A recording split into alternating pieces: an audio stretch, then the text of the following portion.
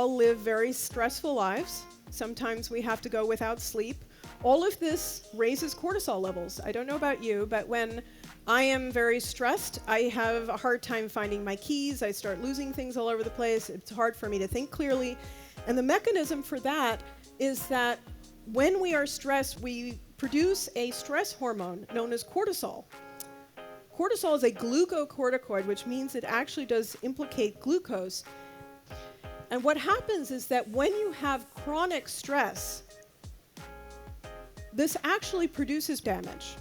You can see this in a person because of the constant influx of cortisol. But all of these are actually very long-term. And what I wanted to see is there actually a much simpler explanation that we could see even in the short term?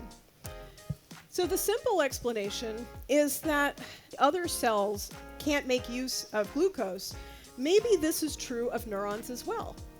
So maybe what's happening is that you're eating your cakes and cookies, but these neurons are not able to access the glucose, and therefore they are starving to death and dying.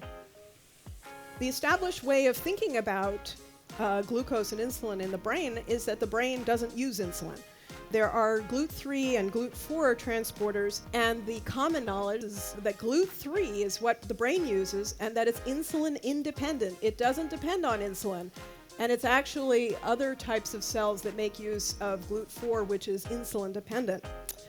I'm sorry to tell you that information is incorrect. Even back in 1998, people were starting to find insulin receptors in the brain. In 2011, people were able to find that actually individuals who were insulin resistant had reduced uptake of glucose in the brain, which is what insulin resistance means. It means that the glucose cannot be taken up by the brain. And the mechanism by which this damage occurs as a result of stress is actually insulin resistance. The cortisol makes the neurons insulin resistant.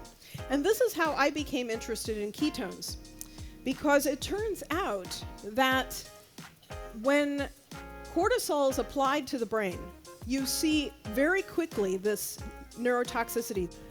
But when you apply the same cortisol with ketones, no damage. Glucose is a wasteful, kind of a dirty fuel. So you have sort of this perfect storm of a lot of problems brewing that come when your glucose levels are too high.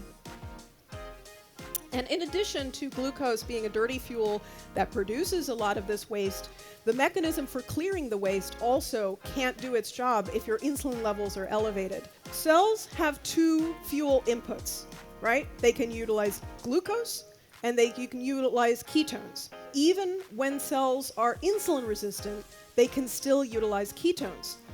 What that means is that if neurons are starving, we have a potential path for feeding them. Okay?